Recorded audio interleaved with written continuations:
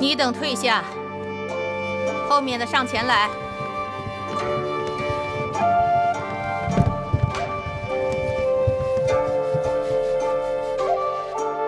拜见大王。抬起头来。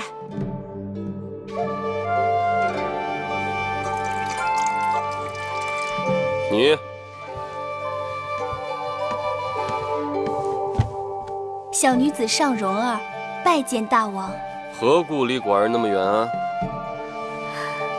大王神武，小女子敬服。上前来。再上前来。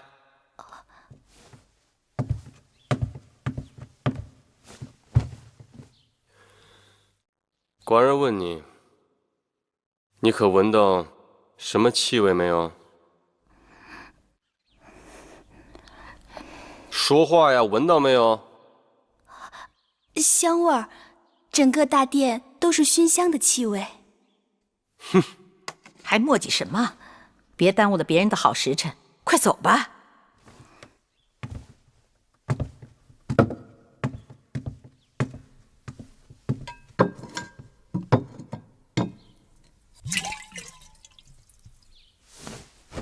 你。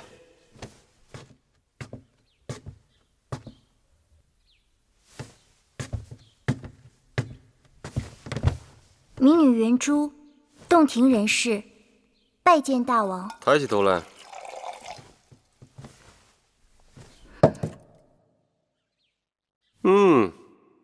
长得果然不错。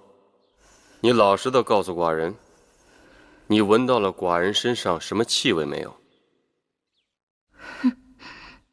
寡人身上的气味。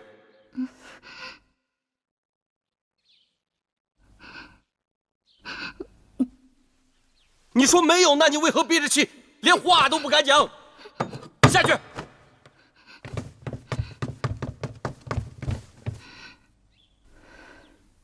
你。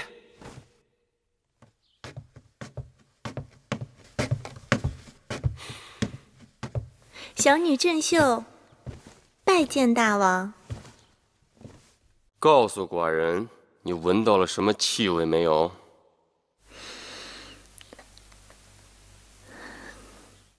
是的，小女子真真切切的闻到一股气味。闻到了什么气味？一种特殊的气味。特殊？一种大王身上独有的、气宇轩昂、动人心魄的气味，一种让天下男人都黯然失色的气味。说得好，说得好！来。 来寡人身边来。是大王。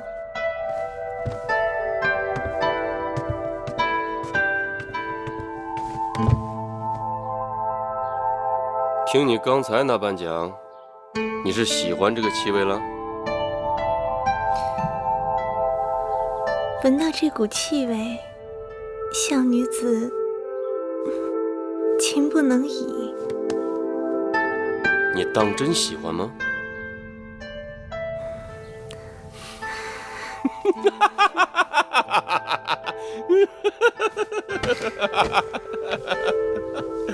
今日寡人见了那么多个，只有你最合寡人的心意。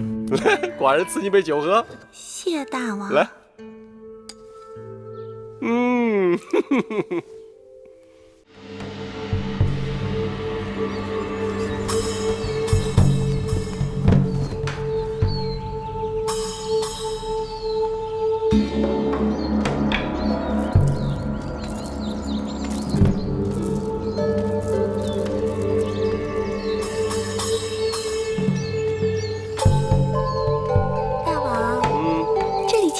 水的，真是个好地方啊！青山再好，好不过你秀色可餐。大王，大王，母后何事？今日祭奠先王，要焚香奠酒，礼拜插礼。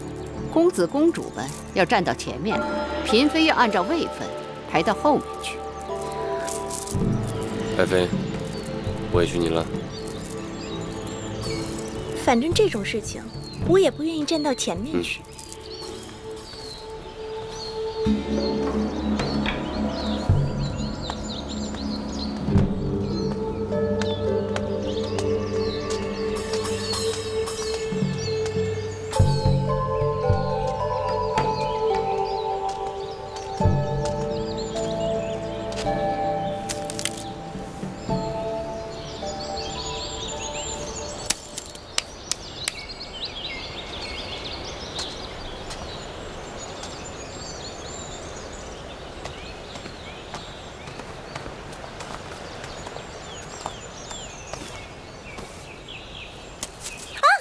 夫人怎么了？啊，轻点手都红了。你怎么了？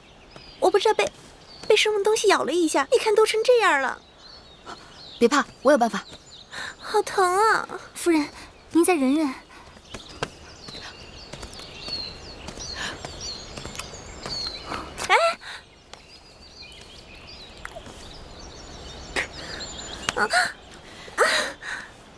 这是大蝎子草，蝎子咬人比蝎子还厉害的一种草。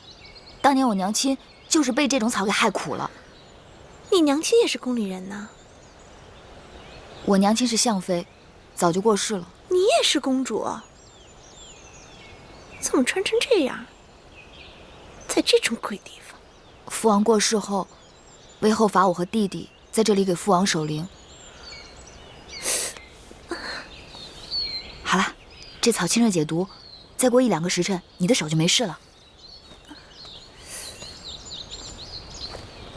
谢谢妹妹古道热肠，来日郑秀有机会，必会投桃报李。不用放在心上。大王祭礼，拜！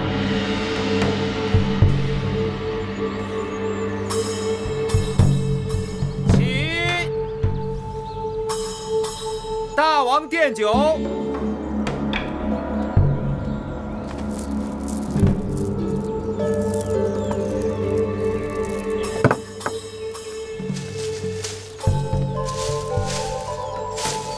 月妹妹，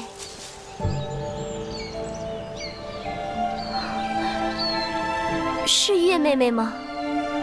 舒姐姐，玉儿正想找你呢。玉儿好久没有看到你了，玉儿好想你啊。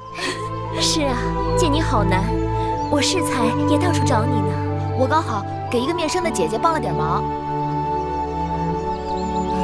那人是郑秀，这几年新晋的嫔妃中最受大王宠爱。去年生了位公子，大王将他提了南后的位分。不过母后很不喜他。宫中女子，除了你，有谁还能让魏后欢喜呢？宫中的姐妹也就属你最倔强，有的人可会讨母后欢心了。我正在尽力说服母后，让你和米荣回宫。听说屈原大夫也在想办法，你还不赶紧把嘴巴变得甜一点儿？玉儿不会变，也不想变。哼！再拜。起。退。众公子祭灵。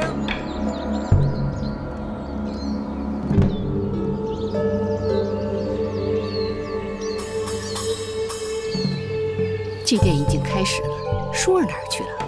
再拜。母后，玉儿是才看到有人硬把舒妹妹给叫走了。何人这样无礼，耽误了祭奠时辰？先王是要怪罪的。母后说的甚是，那人啊本来就不曾受过教化，不知礼义廉耻。但婴儿最担心的是，万一他带坏了舒妹妹。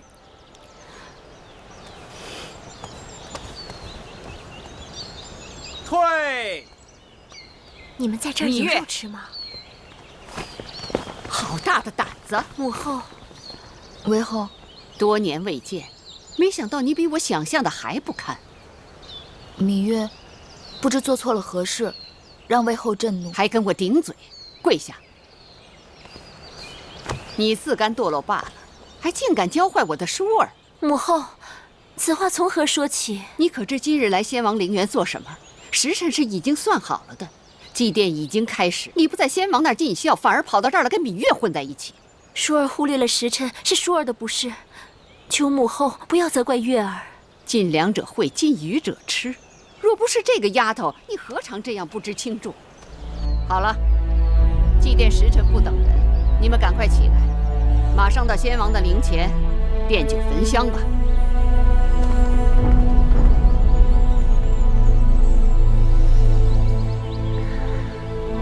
大王到！拜见大王。臣妾拜见大王。爱妃免礼，你可知道寡人有多想你？拜见大王。大王累了一天了，臣妾备了点薄酒，给大王解解乏。爱妃不忙。爱妃，你可知道？下去，下去。是。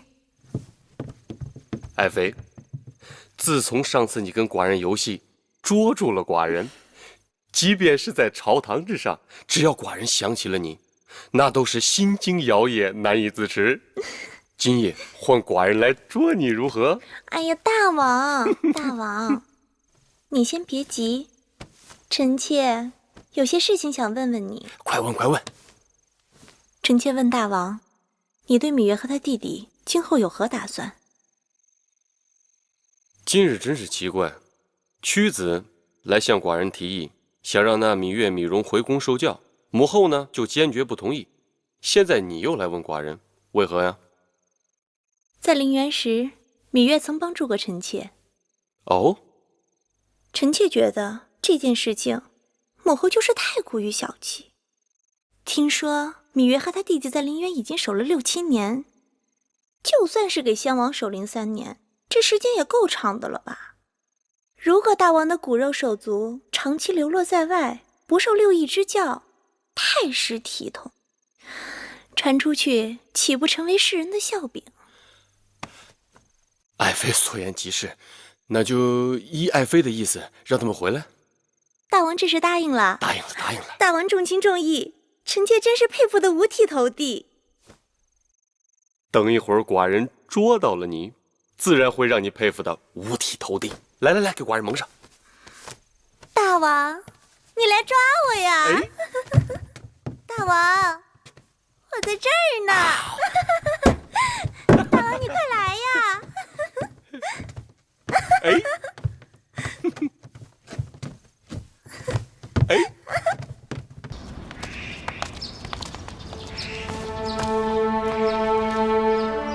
拜见魏后。起来吧。大王有令，让你等回宫。芈容由魁宫侍候入住云梦台，芈月进高堂台给舒公主作伴。我思量你虽然不通琴棋书画，但粗活应当不错。以后记着，日日把这大殿的台阶给我清洗干净，然后拔草扫院子。再有功夫就要悉心照顾舒公主的起居，也算是物尽其用。戴瑁，好好训导她，让她懂点规矩。是。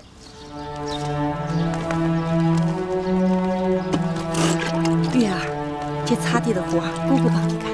回宫记性这么坏呀？才几日就忘了那顿杖责了？姑姑，你带蓉儿回去吧，这点活我干得了。月公主，在奴婢这儿可别想偷奸耍滑，好好干活吧。回去吧。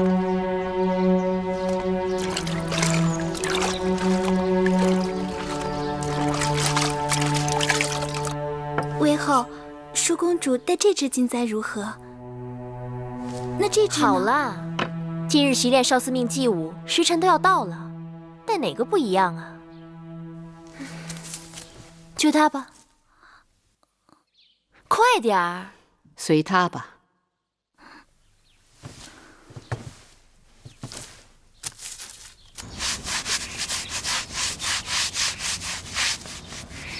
玉儿，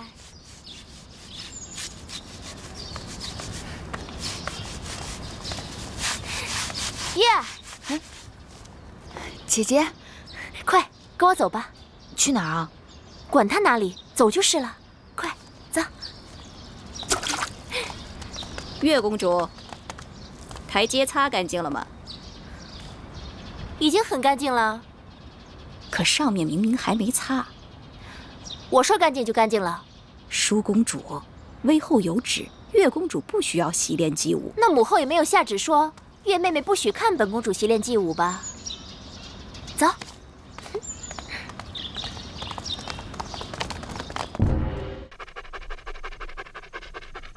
你老牵着她干什么呀？带宝官出去溜溜，别老戳在我眼前。是。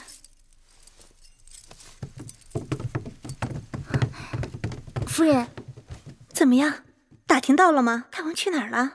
大王在魏后那里用的晚膳，原本要来咱们兰桂台的，但魏后说赵姬怀孕，多日不适，硬是逼着大王去了赵姬处。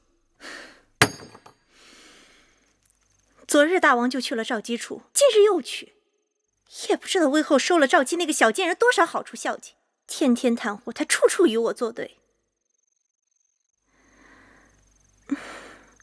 去，差人告诉大王说公子兰病了，我看他来不来。是。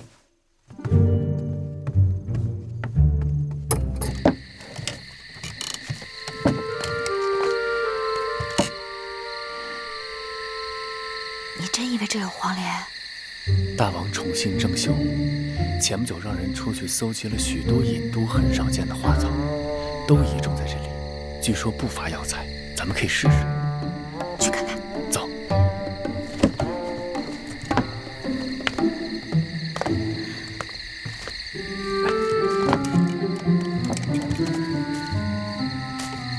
你看看，这园子里多少难得一见的兰花香草，可惜郑秀是个俗人，这些花栽在这儿真是白糟蹋了。夫人，魏后来了。怎么搞的？大王没来，他却来了。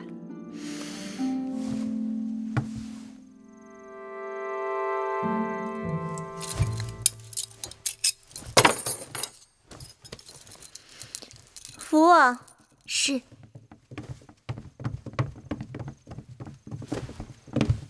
拜见魏后。拜见魏后。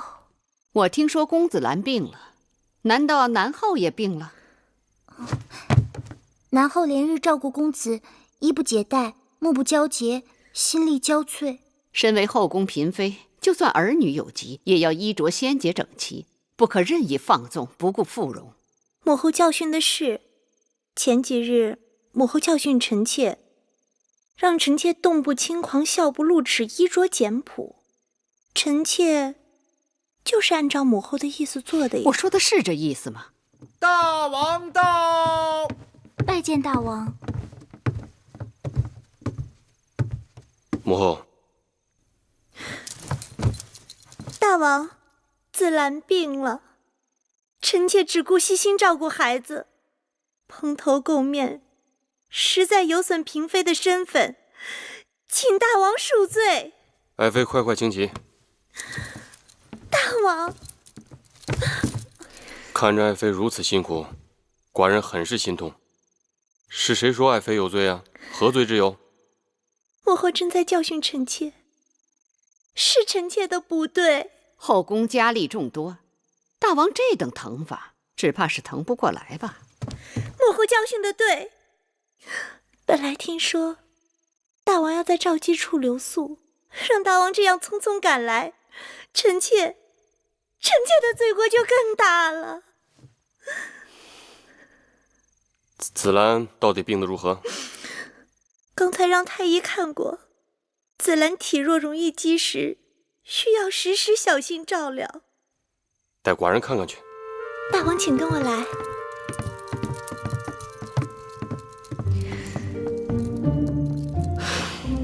瞧，水会五味子，它浑身是宝，能祛风活脉，调气止痛。清甘明目，果子成熟后还香甜无比。既然如此之好，咱们就带回去给魁姑，这也算物尽其用。好啊，摘下来，我去那边看看。好。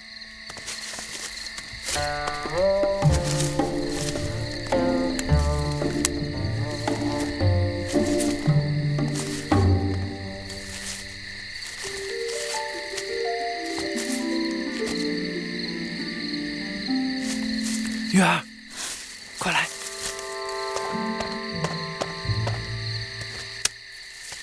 黄连，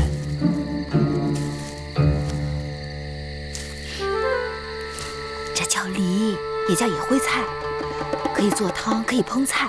尽管它的叶子和黄连极为相像，但味道却是很鲜美的。玉儿知道的真多。也许今日咱们白来了。再找找。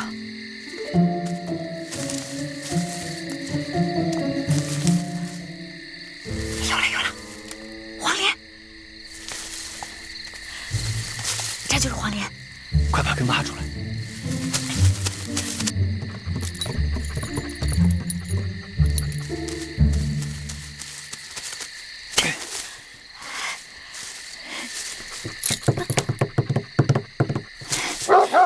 什么人？侍卫！侍卫！来人呐！快走，快跑！我有软鞭，挡他一刀，不是难事儿。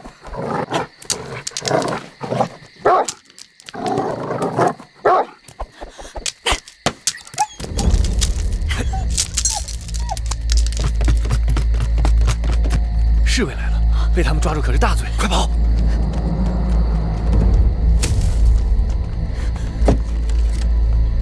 小心点，小心！站住！快走！你是何人？敢擅闯兰桂台？在下太子伴读黄歇。带走！大胆黄歇，你身为太子的伴读，竟然做出这种偷鸡摸狗的事情。你若真的偷鸡摸狗也好，为何把园子搞得一塌糊涂？我倒想听听你的理由。是黄歇做的，就是黄歇做的，没有理由。你也是知书达理之人，难不成跟我这园子有仇，跟我的宝官有仇？哎呀，黄歇啊，你要是这般死硬，就不要怪寡人对你不客气了。来人！大王，有人来投案自首，说大王抓错了人犯。什么？投案自首？带他进来。是。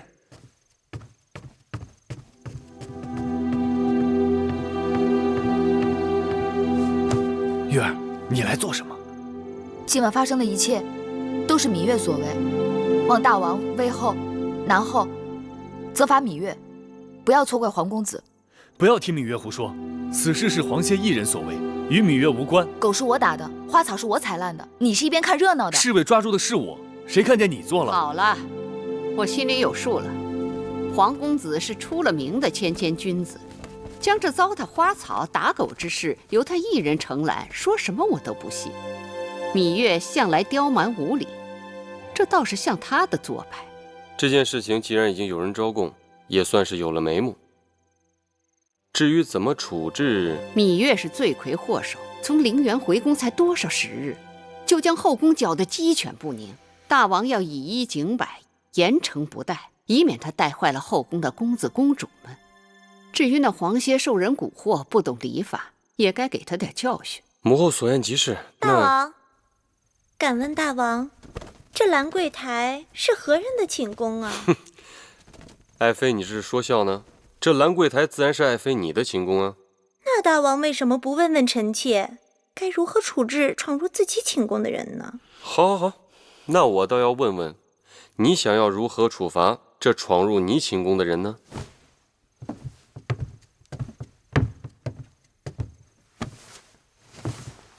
月妹妹，你这淘气也淘得太过分了。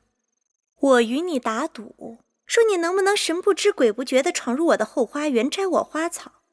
我说不信，你不仅动真格的还找来黄公子做帮手。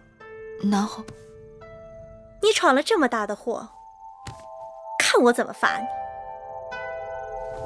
你！芈月任性不懂事，任凭南后姐姐打骂。大王，你看看你这妹妹，娇嫩的跟朵花似的，我哪舍得打她骂她呀？你呀你，你俩怎么还不起来？真打算在我这跪一夜呀？此事不能就这么了结了，以后后宫还有没有规矩王法了？母后，这都是自家人，这规矩王法不都是大王一句话吗？大王，你得给臣妾做主，我要芈月和黄公子给我的宝官赔不是。好好好，那个芈月、黄歇，一会儿给宝官赔不是。大王，大王，这园子是爱妃的，宝官也是爱妃的，您说这事儿该如何了啊？这个园子是爱妃的园子，宝官也是爱妃的宝官，这件事情自然是爱妃说怎么了，那就怎么了了。谢大王。不成体统。外面天黑路滑，请母后慢走。哎呀，你这个蜜罐子！你们俩还杵在这儿干什么？还不赶紧下去？谢大王。谢大王。谢谢大王。那我倒要看看，你要怎么谢我呢？等我。你怎么又回来了？你怎么没出去啊？站住！你俩与我说实话，这黑灯瞎火的到我的园子里究竟干什么来了？芈月有一至亲病了，需要一味草药，正巧这草药长在了南后的园子里。哼，又是草药！你芈月真当自己是扁鹊在世呢？南后宽宏大量，我才不宽宏大量呢！我只是做了自己想做的事情。幸亏我的宝官生得不重，否则你们……谢南后。谢南后。你俩给我记住了，今日之后，你们可是欠着我的，自求多福吧。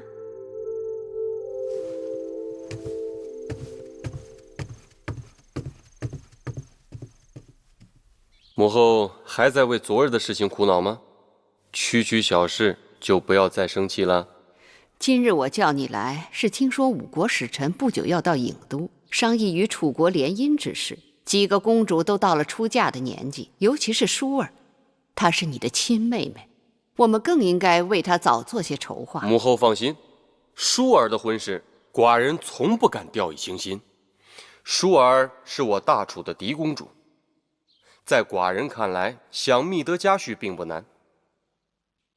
在这几国当中，韩国的韩侯已婚，齐国齐王年老而齐太子尚幼，都不合适。或许燕国的太子哙、魏国的太子赤，还有赵国的赵侯雍，可以斟酌取舍。燕国太远且暗弱，魏国在走下坡路，而且求婚的是太子，都不如直接嫁给诸侯王最为有利。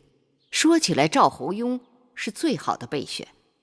他15岁继位，如今20多岁，且赵国都城邯郸又是出了名的繁华绮丽。寡人也听闻，这个赵侯雍胸怀大志，才智惊人，在列国当中倾慕他的公主不在少数。当然，他们要想与舒儿比，那就是烛火之光与日月争辉了。再者说，列国之中，我楚国最强。试问有哪一国的国君太子不想娶我楚国的嫡公主为王后呢？还有几个刚行过家姬之礼的公主，我也有所打算。愿闻其详。公主芈音乖巧伶俐，平日在宫中对我也是恭敬顺从，或许可以嫁给魏太子赤、燕太子哙。母后所言在理。那其他几个公主呢？寡人记得有个公主叫芈京，还有昨晚闯祸的那个芈月。芈京倒也罢了，至于那个芈月，她是应生的女儿，将来也只能做应，做个陪嫁。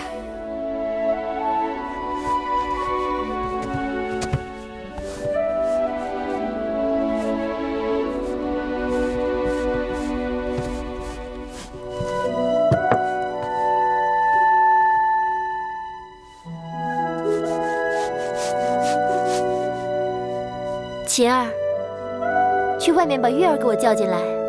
是。月儿，快来！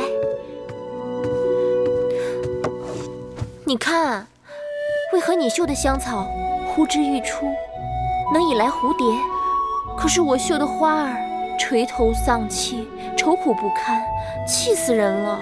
天下哪有长在丝绢上的花朵？若想绣花，先与花作伴。舒姐姐该多在园子里走走，心里沾上了花草的灵气，绣在丝绢上又有何难处？可是母后最不喜欢我出去了，哪像你10条绳子都拘不住你。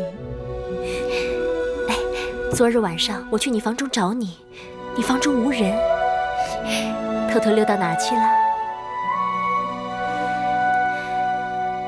自然不会告诉你。不告诉我算了。让你不告诉我，让你不告诉我，快告诉我，告诉我！快了你了！去哪儿了？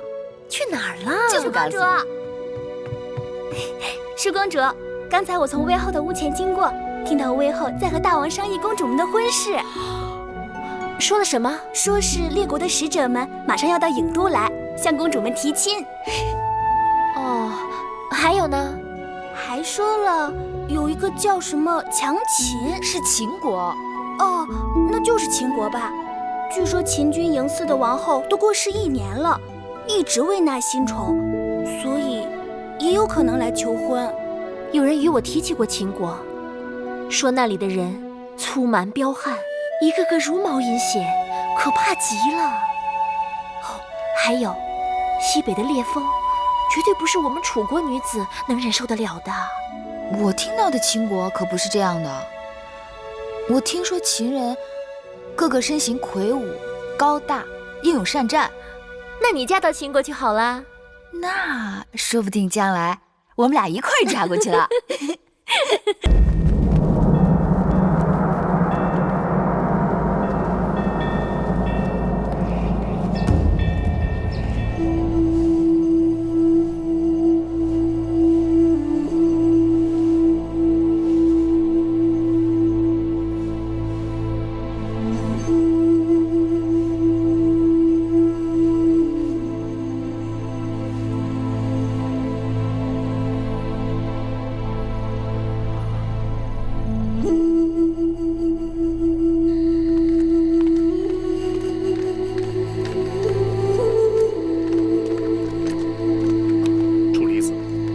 大姐，大王还没有出来。从早朝后就进了交房殿，到这时候没有再传唤任何人。哦，楚离子，大王跟老农吩咐我，不让任何人进去。大王若恼，怪罪我好了。哎，楚离子，楚离子。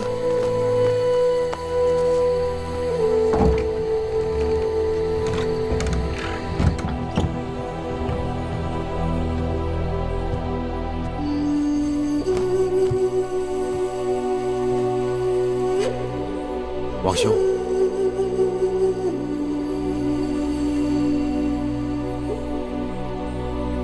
你跪在这儿做什么？臣弟知道王兄御林后伉俪情深，听说王兄从午前就进入这交房殿，整整1日，粒米未食，滴水未进，臣弟难免有些担心。今日是他的忌日。过去1年里，因大秦千里之地尽系于寡人一身，所以从不敢废弛政务，有懈怠之心。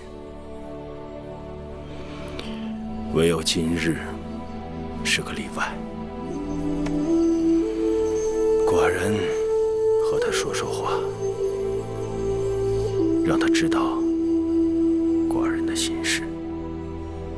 不知王兄都跟他说了些什么？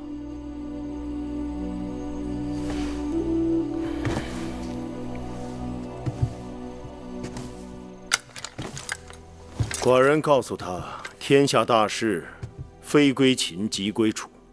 听说楚国的屈原游历5国，正在游说诸侯合纵与秦国作对。我们不可任凭他们鼓噪而无所事事。再者，国不可常年无后，后宫不可永远无主。寡人的后宫已经空虚1年了，所以楚离子，臣弟在。你可愿随寡人去楚国走一遭？去楚国？不错，去看看楚国的山川人物，给那些搞合纵的家伙添点麻烦，顺便娶个楚国公主回来。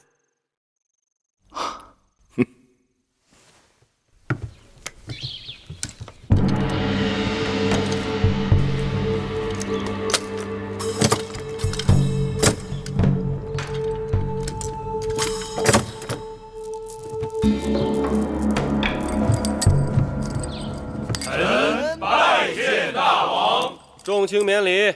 谢大王。退。归坐。屈子，臣在。此番出使成果如何？禀大王，臣此番出使已与列国达成协议，齐、燕、赵、魏、韩5国已经答应4个月后与我大楚在郢都举行会盟，并且各国都有意与我楚国联姻，一致推举由我楚国作为合纵长，共同联兵对付秦国。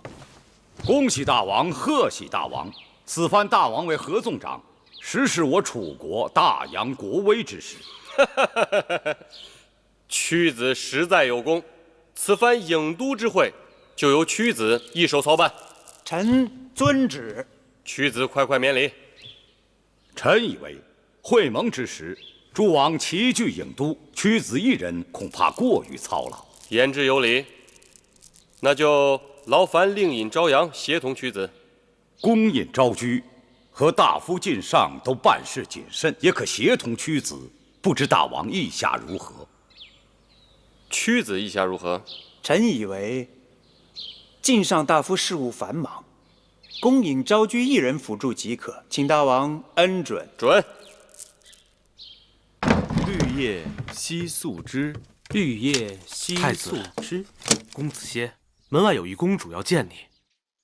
月儿，月儿。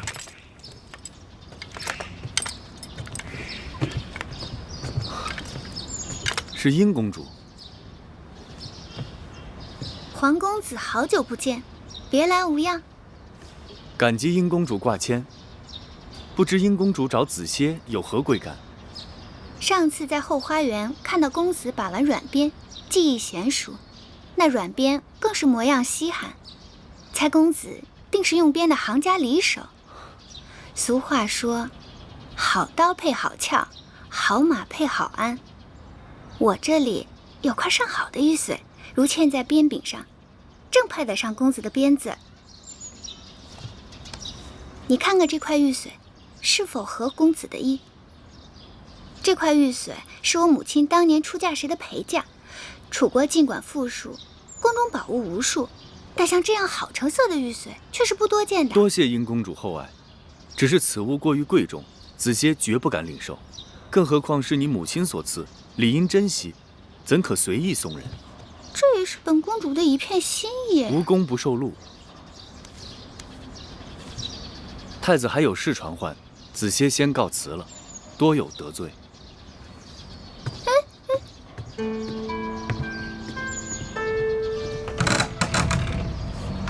公主是否即刻回宫？황歇，刚才竟然把我当成芈月。依灵儿看，公主和月公主的背影还真有几分相像呢。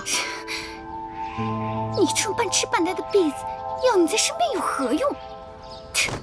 回去。公主。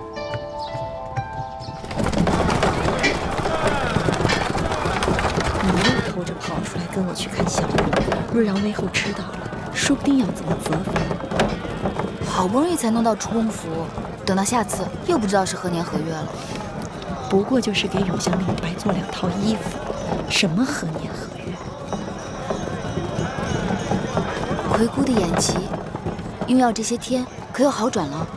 大好了，好像突然看阳光都亮了许多，穿针引线，别提多顺手了。那就好。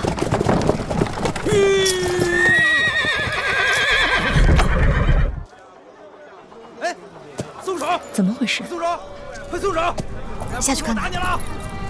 臭要饭的，快松手！松手！松不松手？哎，别打！哎，是谁把你打成这样的？哎，你要干什么？干什么？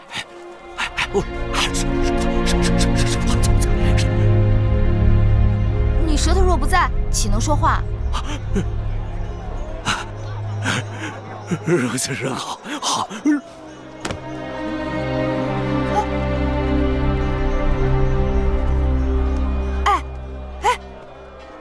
奎姑，他是死了吗？死倒不至于，不过看这个人的样子，真怕是伤得不轻。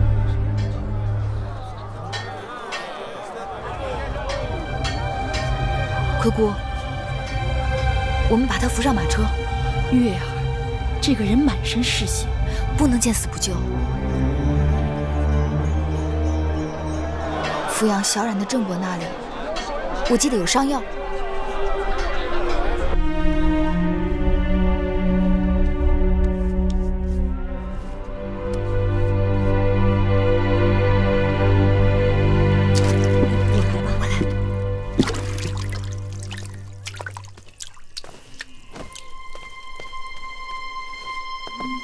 郑伯，我又带了些绣品来。对，这是上次卖绣品得到的钱，你先拿着。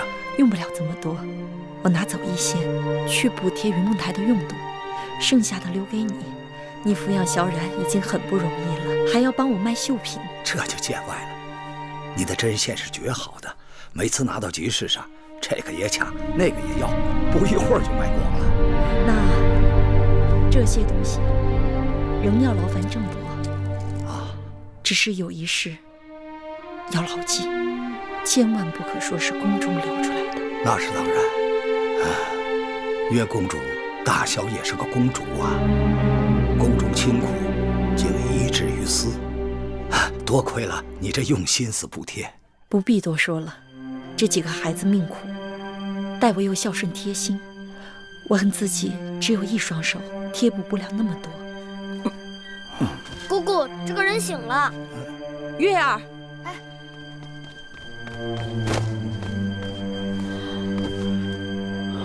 先生是何人？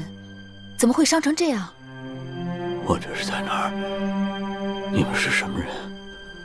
我叫芈月，这是奎姑，这是我的弟弟小冉，这是郑伯。哎，先生，别动。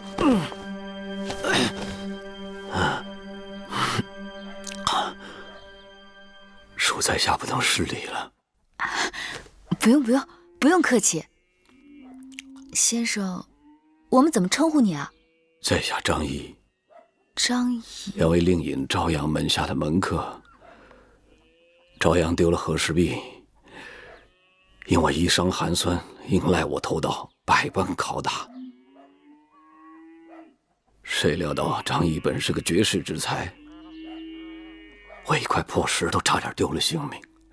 和氏璧，就是那个自生泥光，冬如暖炉，夏如冰，能护身辟邪的至宝。你们觉得它是个宝物，在我眼里一文不值。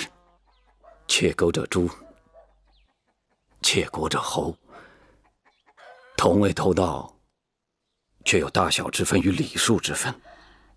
都知道朝阳心胸狭窄，为人多疑，触怒了他就如同找死。何况世人都是先敬罗衫后敬人。张子受了委屈，不如在这里暂时栖身养伤。是啊，我张仪身无分文。你看我们像有钱人吗？不过先生的衣裳实在过于褴褛，我和奎姑倒是可以为先生做件新衣。一件衣裳难死了张仪呀！我本打算凭着真本事来打天下，如今我清楚了，大争之时，人心险恶，能随机应变，能屈能弯，方有胜算。老天有眼，还给我留了一条3寸不烂之舌。听他，今后一定说出个天下，说出个天下。姑姑，这个人大约是被打傻了，坏了脑子，所以他才比别人更可怜。月儿，时辰不早了，咱们也该回宫了。好。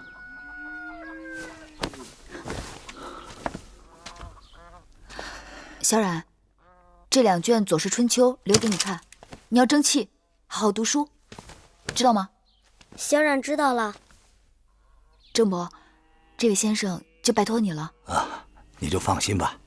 先生，我和魁姑就先走了。楚国的道路似乎比我们秦国要宽阔些。楚人好乘车，我秦人好骑马。马车行驶的道路自是比驰马之路要宽阔。也是，我们一路行来，看到楚国的马车和我们秦国的马车确实如此甚为不便。如果将来能够统一车轨，从我大秦修一条驰道，横贯魏国，直通楚国，岂不快哉？王兄此言大有深意，这是要一统天下呀。只是眼下，首先要对各国各个击破。他们楚国可以许给别人好处，我们也可以，不就是比谁给的甜头更大吗？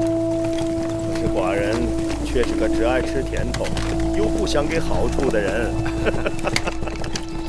那王兄如果娶了楚国的嫡公主，岂不是一举两得？只是臣弟担心，万一那嫡公主长相丑不堪，放她在后宫，从此与寡人两不相干。好了，楚离子，你我也许久未动了，如此可放放马力，看你我所乘之马哪个更健俊。王兄若有此幸，臣弟哪敢不从命啊！去！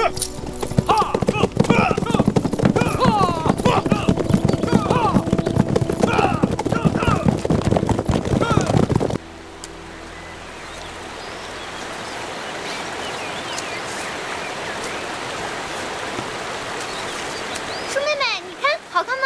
嗯。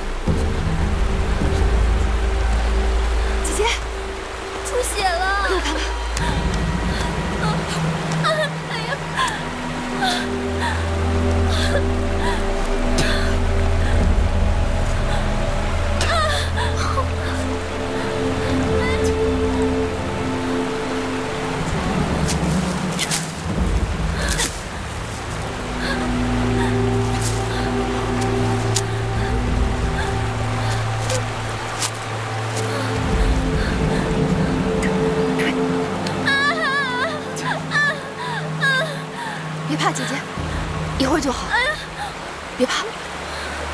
公主，公主，公主，你醒醒！月公主怎么办呀？舒儿，你还疼吗？好多了。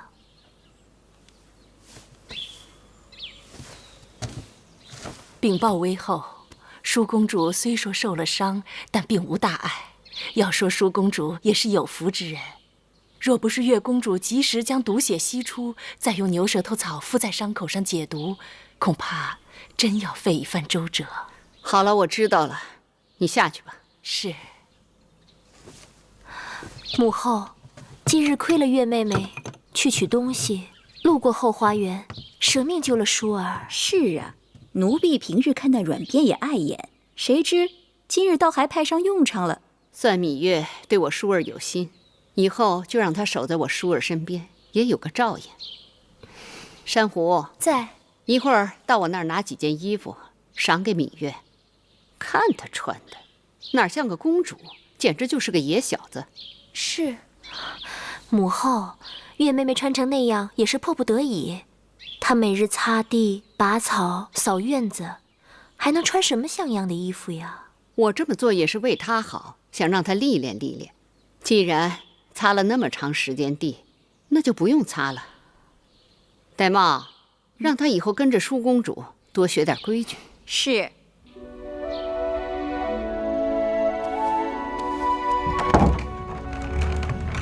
月儿，姐姐，来。3月后是宫中的祭祀大典，那件用作少司命祭舞的礼服就快做好了。我纠缠母后多日，她才允诺我可以去宫外的织坊看看那件礼服的模样。你与我一同前去，等过几日礼服做好了再看，岂不更好？谁真想看那礼服的模样了？自从被蛇咬了，日日关在屋子里养伤，闷都快闷死了，就想出去透透气。那说起来，织坊仍是无趣。若要透气，还不如去织坊边上的东市，那里稀罕东西可多了。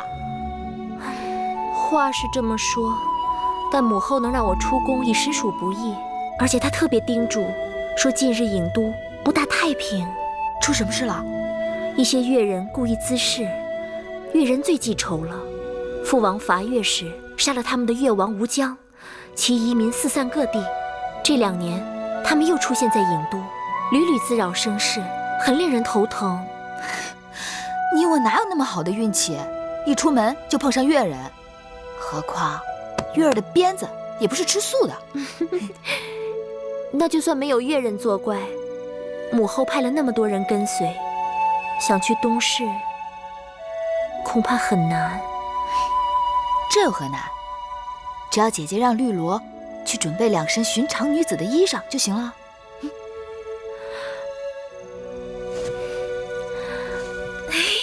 让开！让开！让开！让开！让开！让开！让开！快点！快点！快点！让开！让开！让开！快点！快！让开！让开！让开！快！让开！哎呀，这是哪位公主啊？这阵势，该是倪公主吧？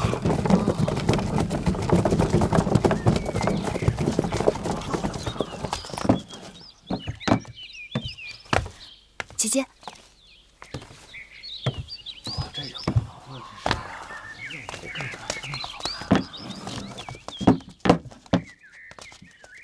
我们会在织坊耽搁1-2个时辰，你们就在门外等着吧。是。是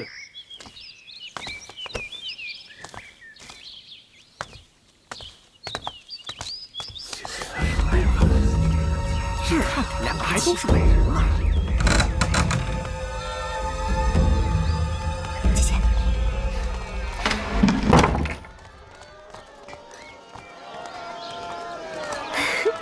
快走！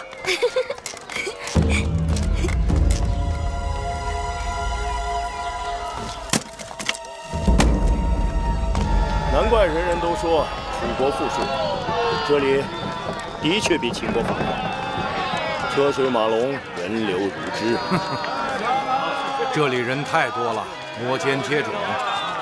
臣弟还是更喜欢咱们秦国的集市，遵规守纪，慢着点儿，井然有序，哪像这里混乱不堪。说的也是。哎，都来看一看了啊！不过呀，做生意还是人多了好。哎，说起生意一事，臣弟已为王兄打听到楚国狄公主的确切消息。说来听听。那狄公主名叫芈姝，据说贤淑端庄，是诸国狄公主当中难得的美人啊。看来寡人运气不错。不过这秦楚联姻，还需要相宜之人搭线才能成功。王兄说的是，数年前我与上官大夫靳尚曾在魏国相遇，也算是旧日好友。此人野心勃勃，又诛求无厌，不妨先用他做庄买卖。大白兔，这是看过兔子吧？啊，看着是秃子票，是吧？啊！咱们前面再看。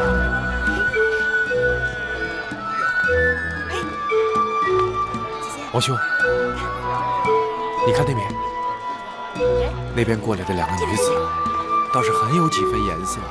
多东西啊！个子矮些的那个，身上有种女子中少见的英气；高些的那个举止贤淑温柔，该更合王兄的口味吧？这边更好。这什么呀？哎，快！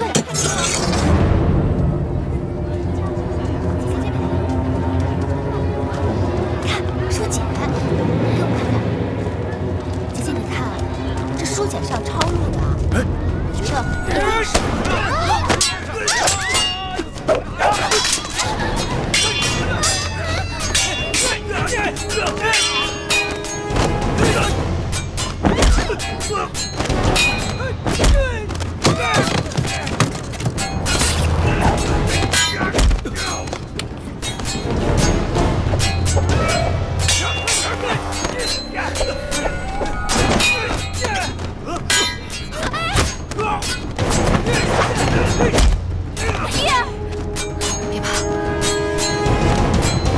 老伯身手不错，小丫头身手了得，彼此。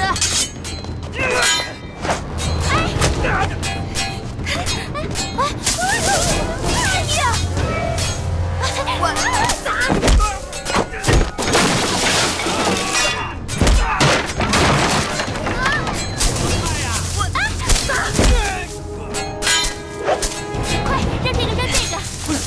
打！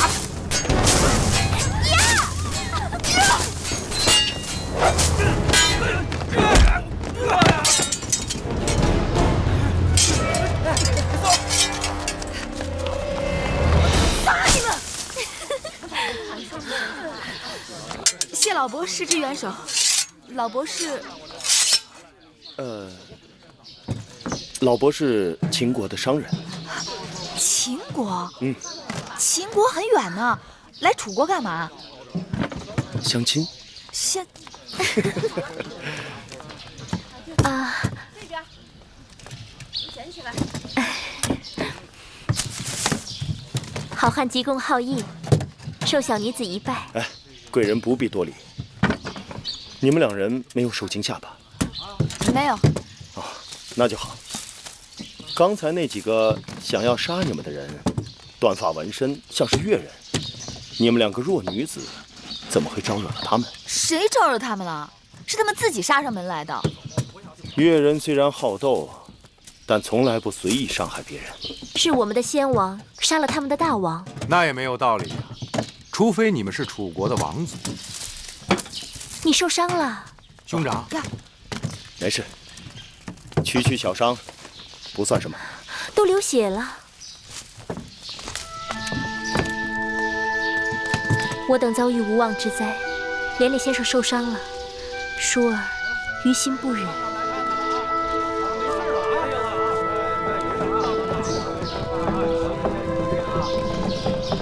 在下谢过贵人。不必多礼。何人在此私斗？姐姐坏了，咱们若不马上赶回脂房，只怕就要被宫里的人发现了。多谢老伯，告辞了。走。恭喜王兄。刚才被越人咬了一口，喜从何来？王兄没听见那女子自称舒儿，旁边那女子还说到宫里。看来越人追杀他们是有道理的。可是楚宫里公主不少，谁知道她是哪一个？臣弟刚刚跟王兄讲过的，那楚国的嫡公主就叫李淑。看来王兄中头彩了。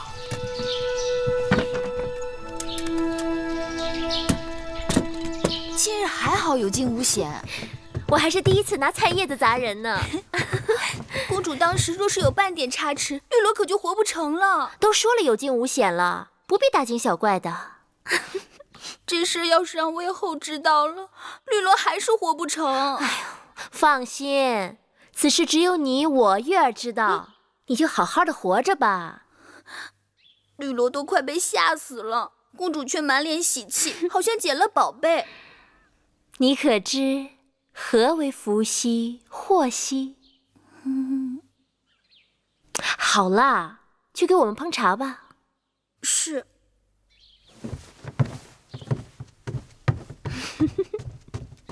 哎，姐姐，那老伯的剑法真不错，若不是他挡得快，那越人的刀就落在姐姐头上了。原来秦人之中也有如此慷慨仗义之人，不仅孔武有力，而且风流潇洒。难道姐姐真的喜欢上秦人啦？我只是在说秦人与我们楚人的区别啊。再说了，我们楚人当中也有出色的男子啊，不仅风度翩翩，还玉树临风。就像谁啊？怎么不说了？不像谁？就像黄公子、黄歇那样，如何？那是你说的，不是我说的。你不喜欢黄公子吗？我何时喜欢过？玉树临风，也不招妹妹喜欢。明明是姐姐喜欢孔武有力、风流潇洒的。死丫头！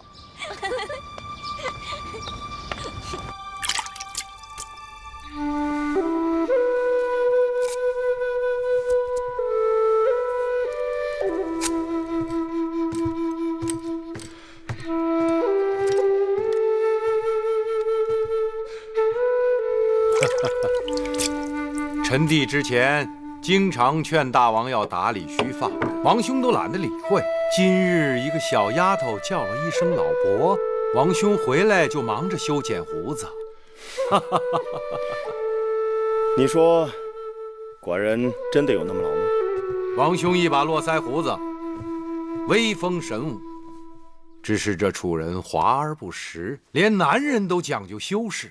大王的须发，在我秦人看来是相貌堂堂，只怕会吓到那些楚国的小丫头们。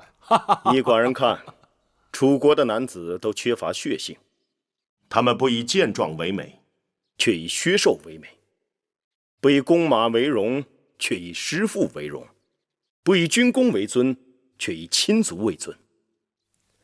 将来秦楚开战，楚国必输无疑。